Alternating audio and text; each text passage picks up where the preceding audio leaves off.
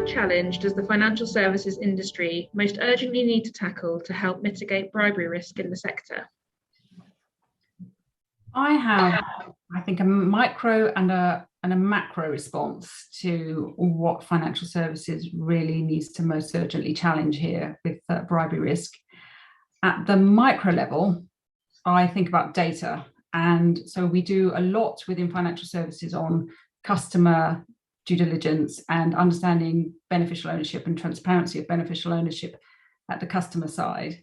But I think there needs to be an equal response, or at least a similar sort of response on the third party side. So your supply chain and your intermediaries, all the entities that sit around financial services and operate to help support the industry.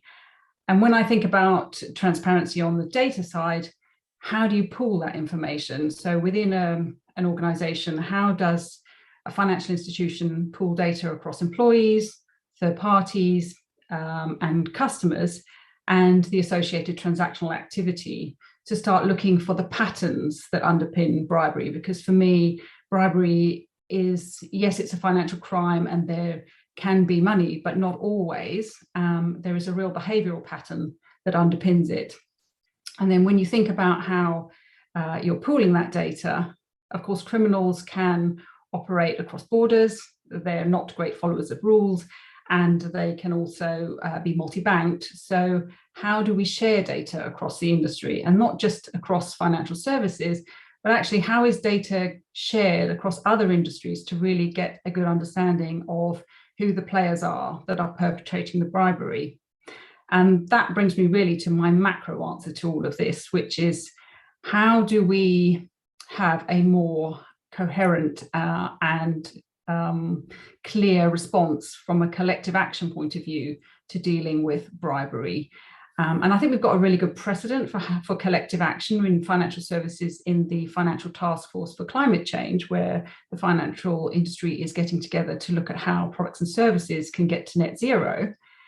So there is a big problem, and they are starting to think about how to look at that in a collective way. And I think if we looked at something like bribery in the same way, we would have to say to ourselves, what is the real challenge here? What's the biggest thing we have to resolve to solve bribery risk?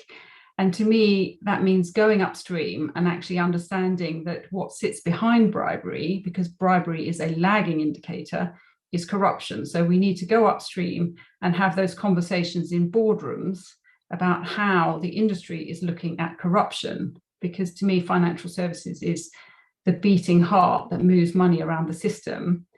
And what underpins all of the financial crimes is this big monster called corruption.